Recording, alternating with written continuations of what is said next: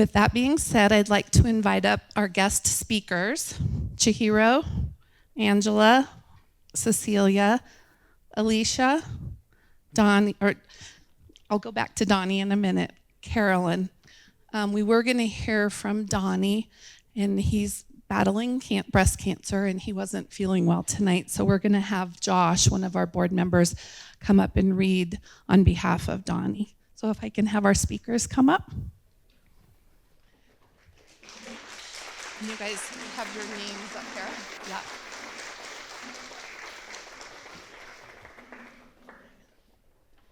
And when you guys talk, if you can just put the microphone up to your mouth. Thank you guys so much. When you guys are talking, just put the microphone really close to your mouth, okay? Okay, thanks, Chief.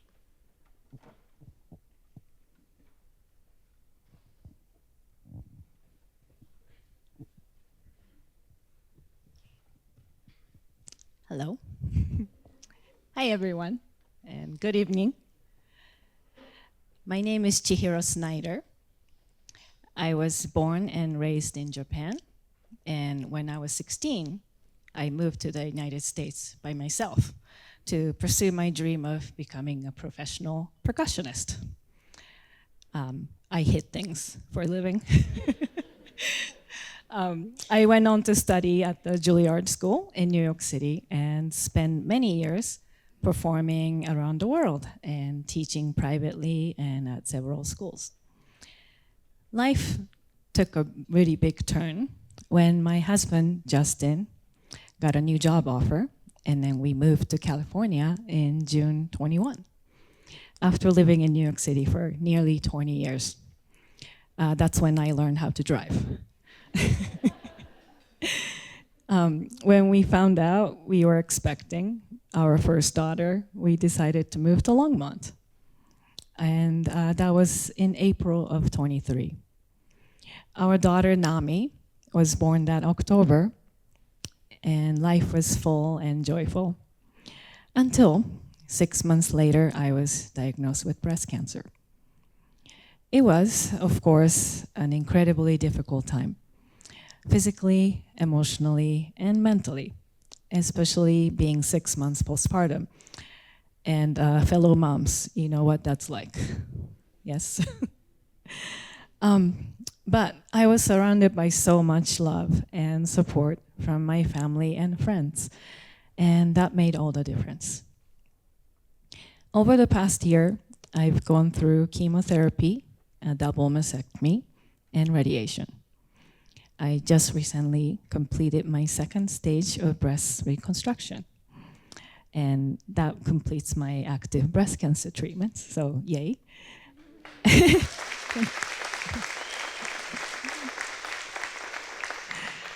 Thank you. And I'm so grateful to say I had a 100% response to chemo, and I'm now cancer-free. Thank you. Roberta's legacy played such a big role in helping me get to this point. I still remember my first conversation with Debbie. Shortly after my diagnosis, I was feeling overwhelmed by all the information from doctors and disappointed by how difficult it was to apply for so many cancer support grants. Pages and pages of forms and required documents. I remember thinking, what kind of a new mom who's just been diagnosed with cancer has the energy or time to fill all this out? Roberta's legacy was different. It started with a single phone call from Debbie, who patiently listened to my story and simply asked, how can we help? From that conversation, Roberta's legacy helped arrange a babysitter, acupuncture and massage sessions, given me so many care packages, and their support went far beyond the practical help. Everyone at the organization was warm and caring and cared for me like their family. What I valued most, though, was meeting other women through their events. Women who were and are going through the same journey as me. Being able to talk openly about the fears, the frustrations, and all of the very annoying side effects with people who truly understand that connection. And all that time I spent with other women complaining about all the things we had to go through, that was just priceless.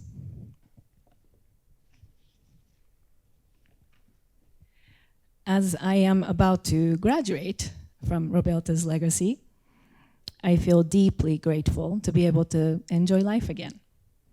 Whether I'm rock climbing, baking and cooking, hiking, being a mom, teaching dedicated students, or performing with local groups like the Longmont Symphony and Colorado Symphony, every single thing I get to do is a reminder of how beautiful life truly is. My daughter just turned 2, and recently she decided her favorite color is pink. Yay, pink. Suddenly, everything in our house is pink. Her clothes, her toys, everything. And to be honest, I was never really a pink person. I guess kind of like Roberta. But now I proudly wear pink as a reminder of this beautiful, strong community and to honor Roberta's legacy and the love and strength they've given me and so many others. Thank you so much for your support, for all of us, and for Roberta's legacy.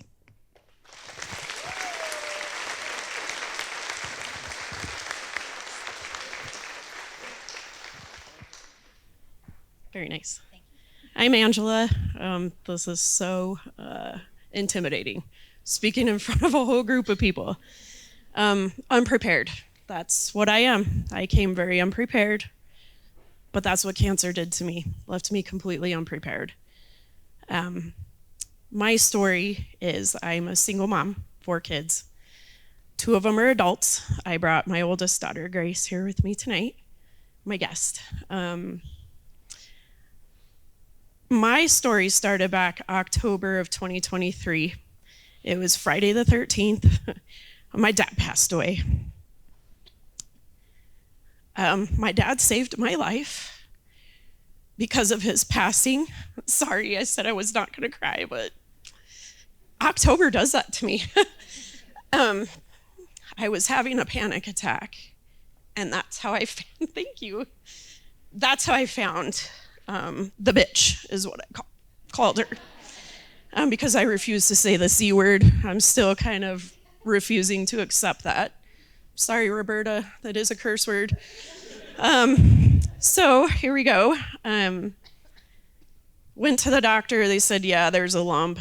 I worked with a few nurses. I'm an educator, and my nurse friend said, oh, it could just be hormonal. It could be, have you been drinking too much caffeine? I said, well, yeah, my dad just died. I'm like, living on caffeine.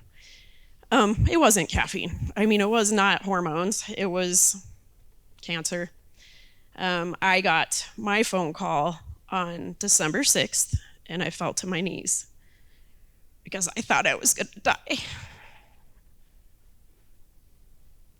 But here I am.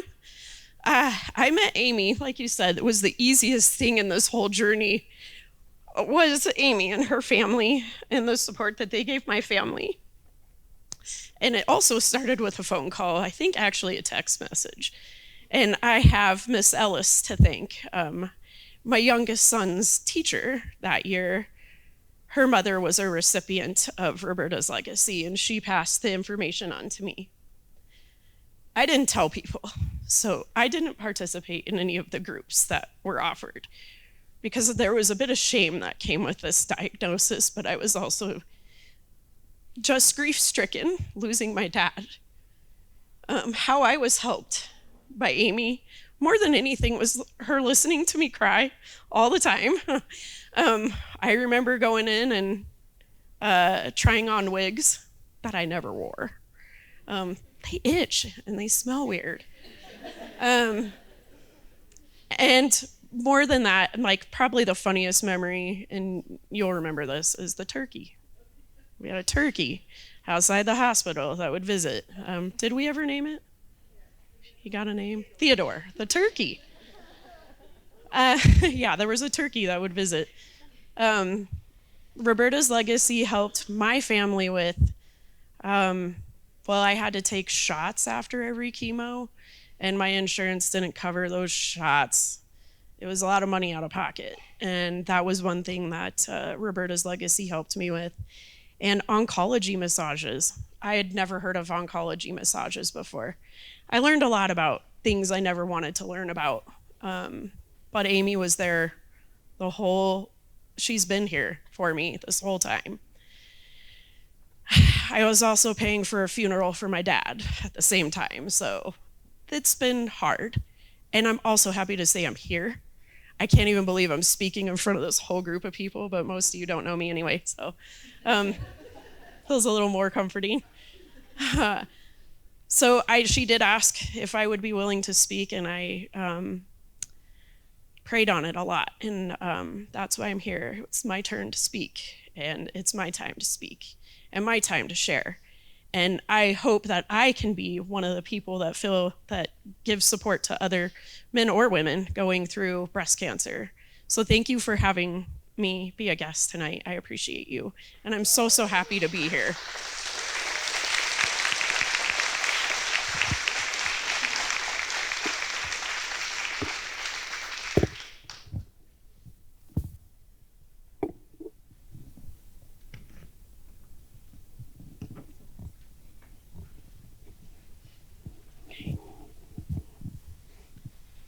Good evening.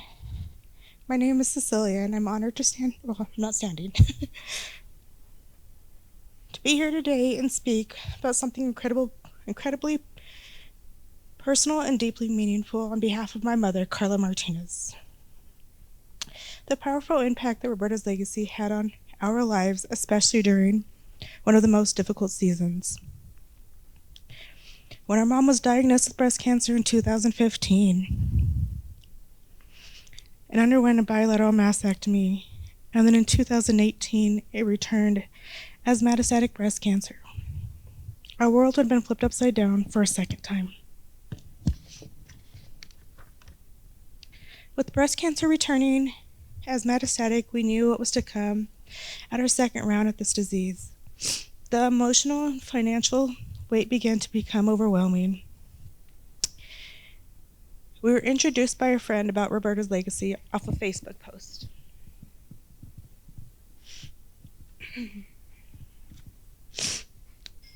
We also found out that our mom was the second person Roberta's legacy helped. There was a time when my mom's insurance policy canceled her insurance by a single day. They returned her monthly premium instead of covering her medication for a day.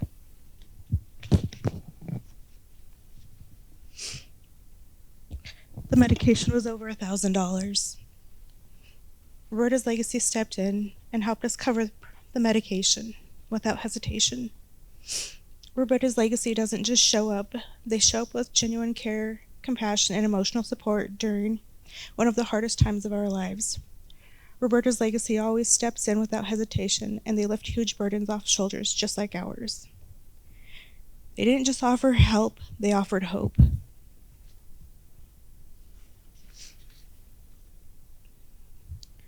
They just didn't cover her medication. They would bring Thanksgiving baskets and Christmas stockings to help during the holidays.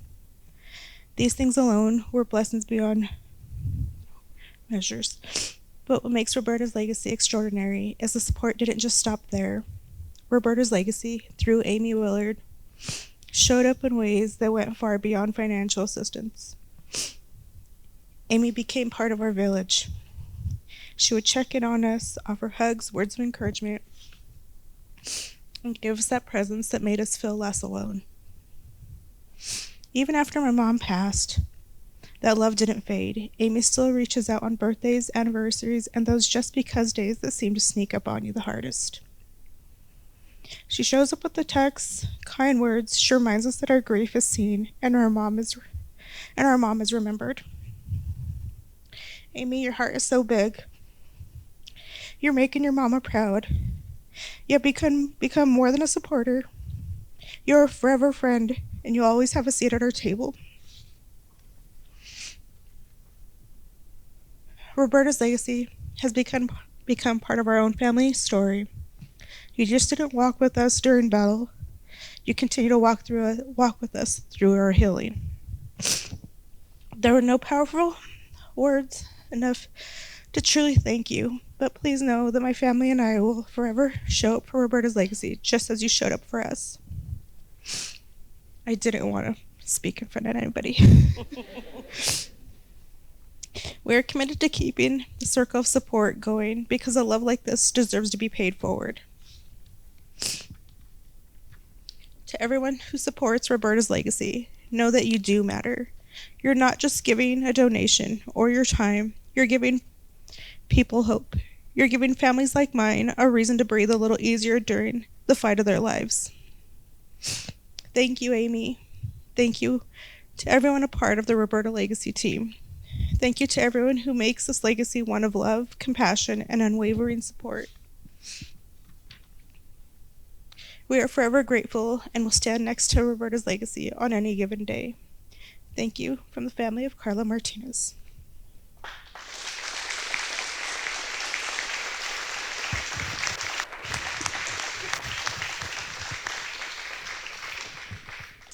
I'm Alicia, and I need to stand up. I'm not a sitter. I'm a hairstylist, so I do better when I stand. If I only had a chair in front of me right now, we'd be perfect. There's a whole lot more eyes than what I'm used to when I talk. I was diagnosed September of 2022 with stage 4 metastatic triple-negative breast cancer that had already spread to my lungs and my lymph nodes. When my first chart came up and I saw it in the portal, I'm like, it's fine. I have breast cancer. We'll get these old ones removed. I'll get a new set. That'll be great. Well, little did I know, when my daughter and my boyfriend of 4 months was with me in the oncology office, I was told that that wasn't the case. At that time, they gave me 13 months to live. So like most of us, we tried to figure out what next. What do we want to do in this short period of time? You know, the best gift I could have given to my family was to make sure my affairs were all in order. I tried to get rid of the boyfriend because I told him nobody wants to fall in love with somebody who's going to die. Well, what I've realized now is that God sent me a couple angels in my life, and he definitely was one of them. He refused to go. He's now my husband. Yeah. He's quite an amazing man. My daughter and her newly married husband, they had moved to Utah. They moved back to be with mom. All I wanted was more time with my family and my kids. I started chemotherapy after a trip to London because the oncologist said, well, you're not going to feel any better if we start now or later. So a month later, I went to London and got to enjoy an amazing trip, came back, and we started chemo right away. Thank goodness I actually took that trip first. My body did not handle chemo very well. I was very, very sick at the time. I owned my home. I owned my salon business with employees. And I was used to ruling the world. I was living a good life, and it all came crumbling down. Being a sole entrepreneur, I didn't know what I was going to do. I sold my salon. I was feeling like I had no money. Thankfully, I did have some health insurance, but I was really, really lost. And a good friend introduced me to Amy at that time. And she was so wonderful in just helping me through the whole process. And when you're feeling like, am I going to have to eat mac and cheese for the remainder of my days? She assured me I wouldn't have to eat mac and cheese. That's a good thing. We like that when we're 6, not so much when we're 50.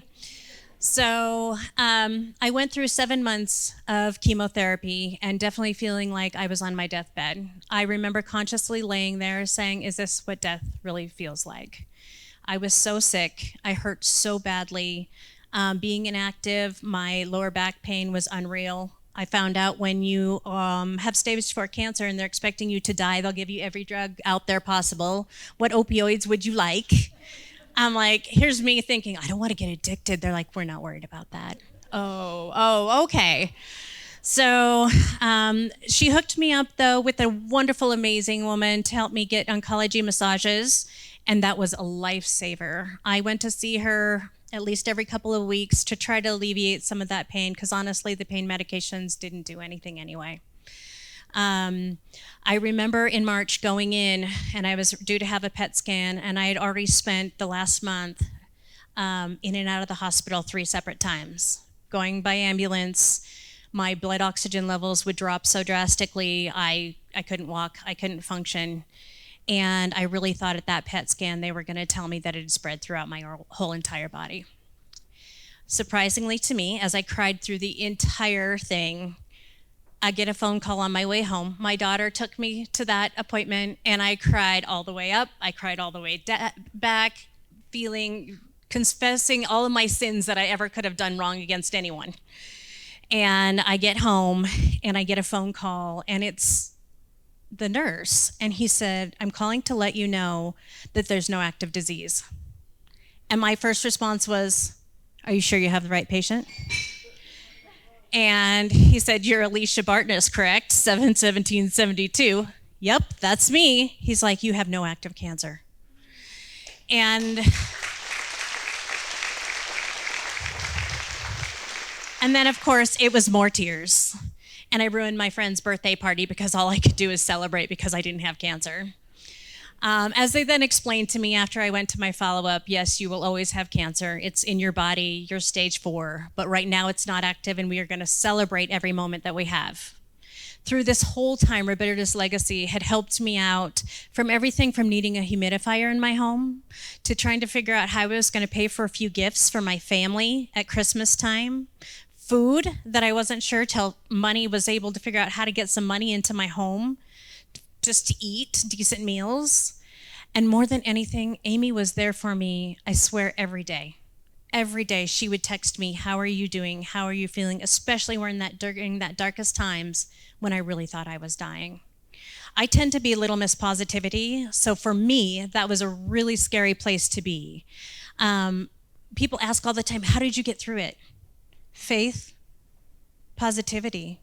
I mean, some cancer victims, I call us victims, cancer patients really hate to hear those words, "stay positive." For me, it's really what I needed. You get a very warped sense of humor. You look at death very, very differently.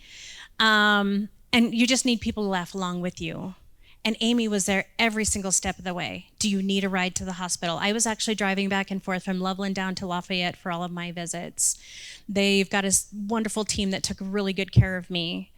Less than a year after that, no active cancer, it did come back. I ended up having 2 lumpectomies and some radiation preventatively, but now I'm a full year out from that as well. And from when they told me I was going to die 13 months later, you're looking at somebody here's 3 years later.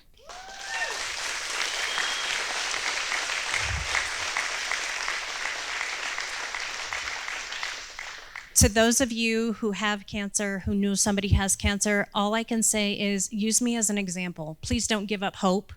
God has a plan for us, and obviously he's just not done with me yet.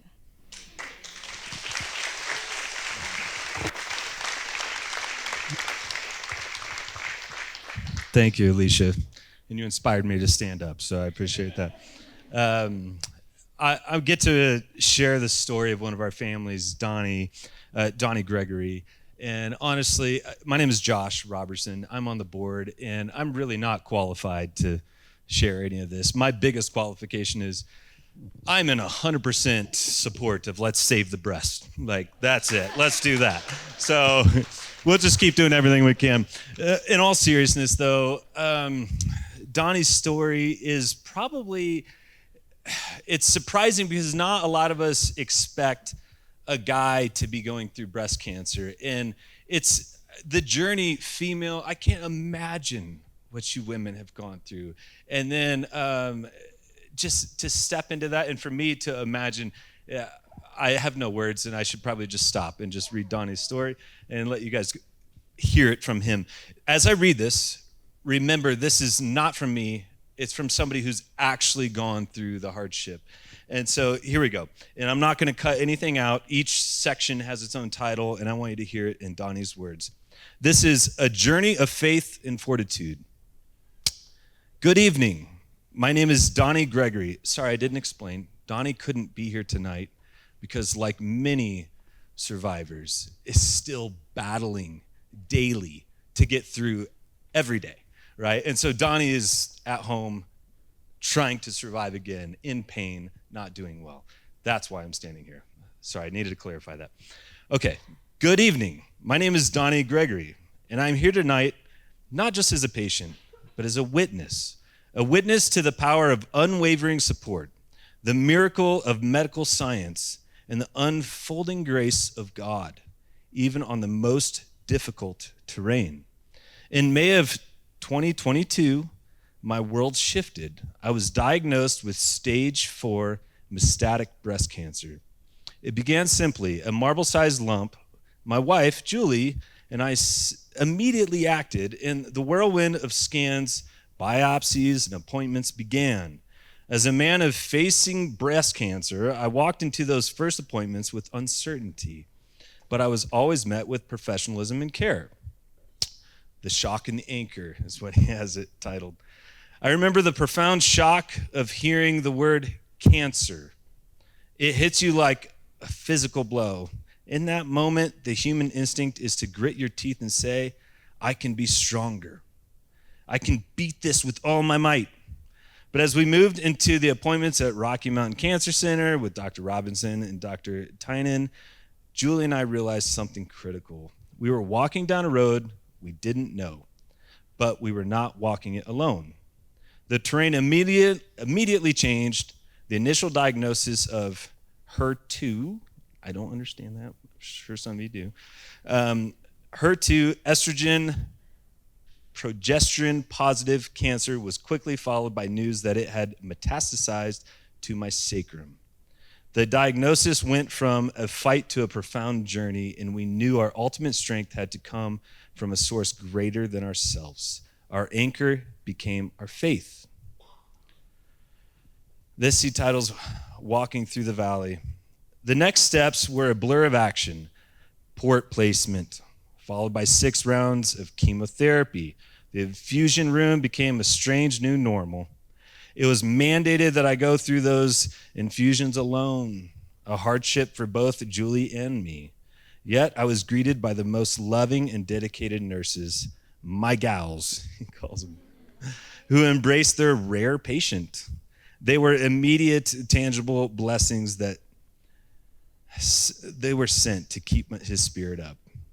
Chemo brings a host of challenges, fatigue, the loss of taste and appetite, and of course, the hair loss that my family turned into a moment of love with a haircut party in the garage. But the journey kept testing our limits. I faced complications like shingles and conjunctivitis, and the pain in my sacrum grew so intense that it required 10 rounds of radiation. I remember trying to commute on my lunch break to get radiation treatments, fighting to hold onto some sense of normalcy. The hand of God in the hardest of days is what he titled the next section. The treatments took a toll, slowly leaving me weaker. One Monday, I couldn't get out of bed. We went to the ER, and what followed was a humbling, life-threatening crisis. Sepsis, neutropenic fever, which I hear is a white blood cell deficiency or something like that. 3 days in the ICU in a subsequent battle with C. difficile, I think is how they sell it. Thank you. C. diff. This was the lowest point of the journey so far, a moment where my own strength utterly failed. But it was in that hospital bed that I truly felt the truth of Scripture. When I am weak, then I am strong. The weakness was a surrender, and in that surrender, God's provision became evident. The side effects didn't end with the chemo. The severe neuropathy in my hands and feet felt like walking on 10,000 pounds of needles with every step, yet even here, a light appeared. Through the Tim Tebow Family Center at BCH, I met Kate, my incredible acupuncturist. She is one of many angels God has placed directly on my path, easing my pain and restoring my steps. And then there is Roberta's legacy. It all started when Harry came out to our house to meet with Julie and me.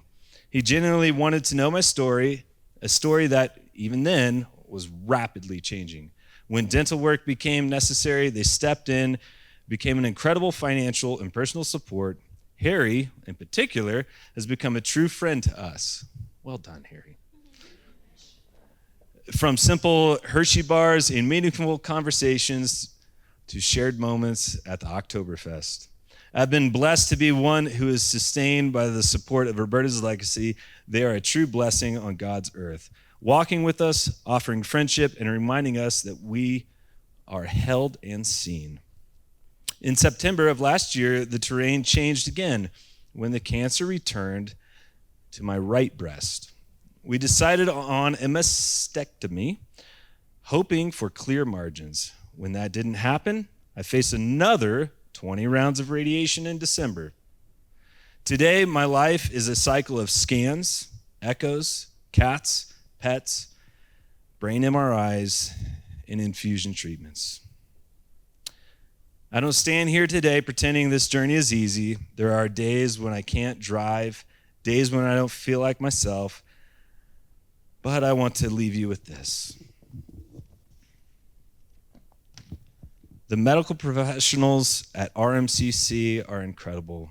On my worst days, they are full of healing, hugs, and a fighting spirit. On my good days, they are filled with laughter and smiles. They reflect the love we are meant to show one another.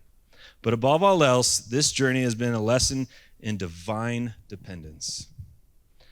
I may have stage 4 cancer, but that diagnosis does not define my spirit, my purpose, or my future. This trial is simply a chapter in the larger story God is writing. Every setback has led to a new provision. Every weakness has been met with His perfect strength. To anyone facing their own unknown terrain, remember this: you never have to walk alone.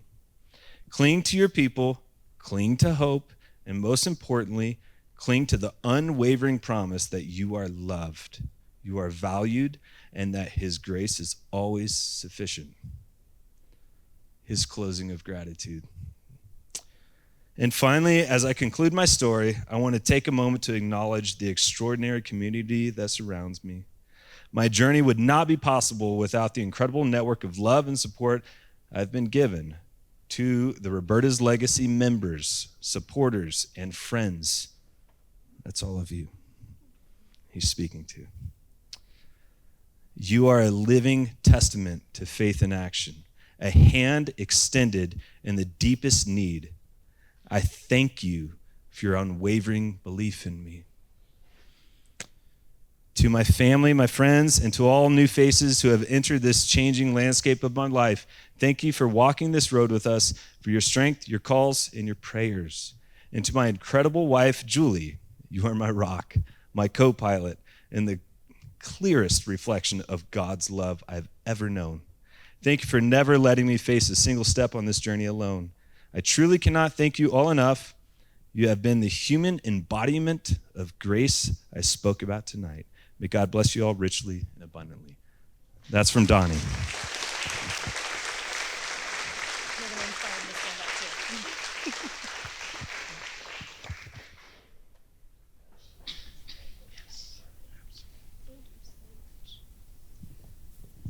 So hi, I'm Carolyn. I am not a public speaker. We'll get that out of the way first of all. My glasses are also fogging up because I was crying, sorry. I will try to do this as best as I can, and I wanted to thank everybody for sharing their journeys. They're incredible.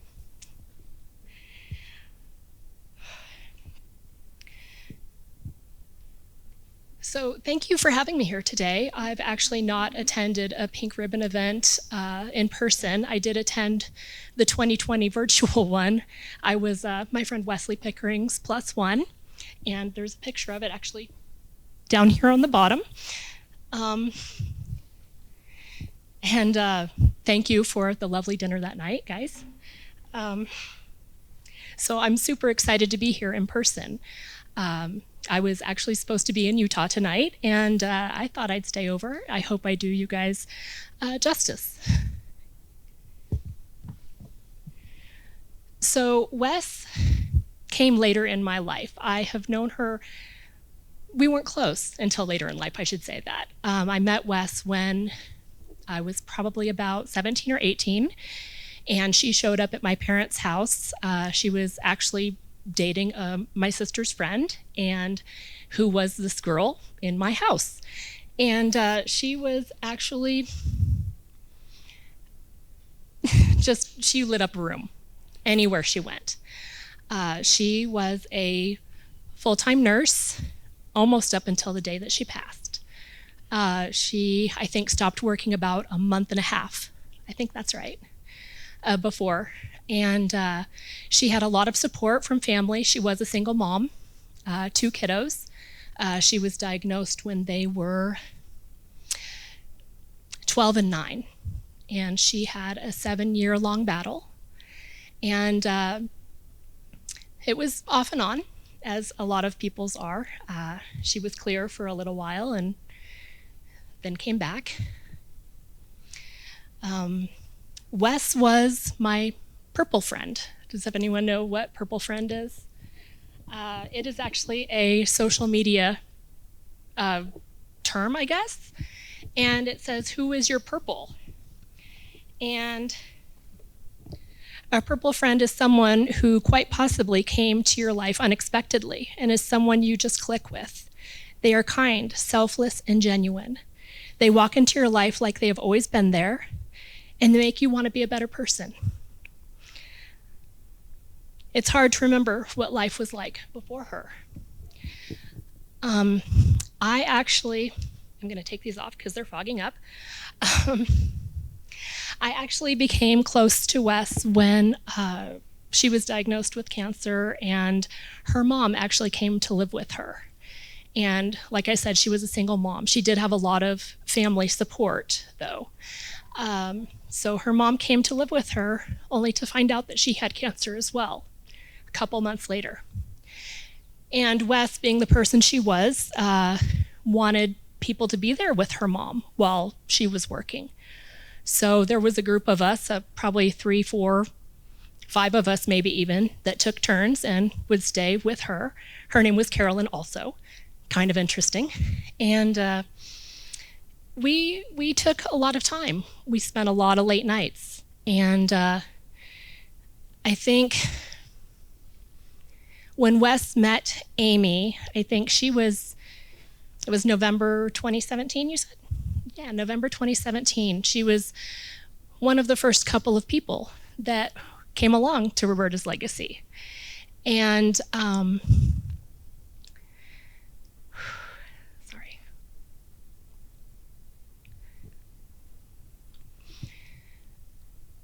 After Carolyn passed away, Wes and I just stayed super close. And her and my sister and myself and a few other really amazing people spent a lot of time together.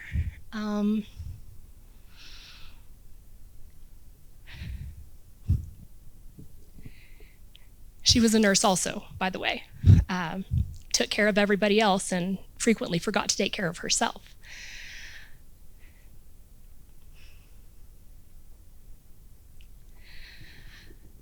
Wes always referred to Roberta's legacy as her Christmas miracle. Her kiddos were young, and specifically the younger one, the boy, loved holidays, as do most kids. And he really loved the holidays if they came with decorations. And Wes did not know how she was going to make Christmas happen. She didn't know how she was going to put up those lights. She didn't know how she was going to take care of the tree and the presents and all of the things that go along with Christmas for kiddos. And Amy and her crew came in and they took care of all of those things. And she said that they made Christmas happen for her that year. And it was just an amazing thing to see that. And as a friend, it was amazing to me. It wasn't just, here, have some money to take care of this bill. It was the continual texts every day, late into the night. How are you doing? What can we do for you? Is there anything you need? When I was there visiting, hey, who's all over there? Do you guys need coffee?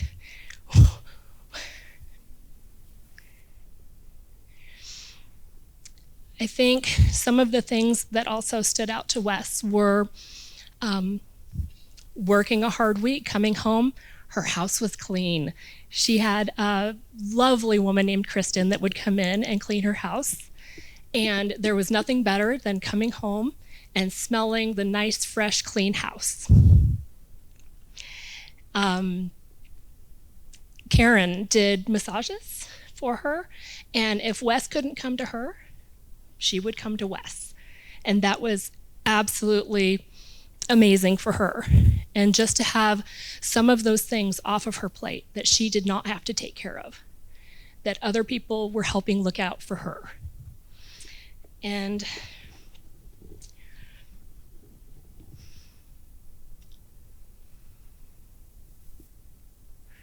I had everything planned out. This is not going the way I wanted it to, but I decided I would just talk to you all like you were my friends. So that works for me.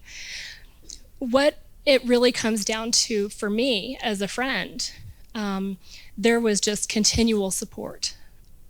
And I was not family. Like, yes, your friends are like your family, but I was just there.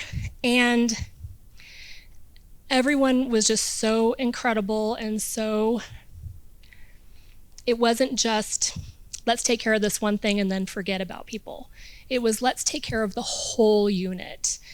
And that was what was the most important to Wes, was everybody else. And so that everybody was taken care of.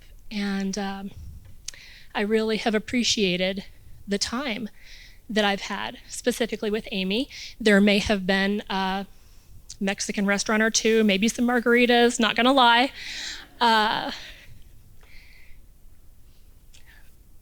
But it's the friendship, it's the companionship, and knowing that other people know where you're at.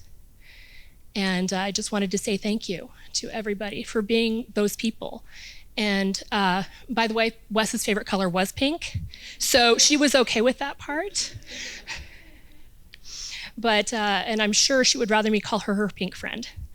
But it's really gives you a minute to stop and think. Who are your purple people? Who is there for you? Who is there to help you become a better person as well? And for me, Roberta's legacy has done that as well. So they are also my purple people.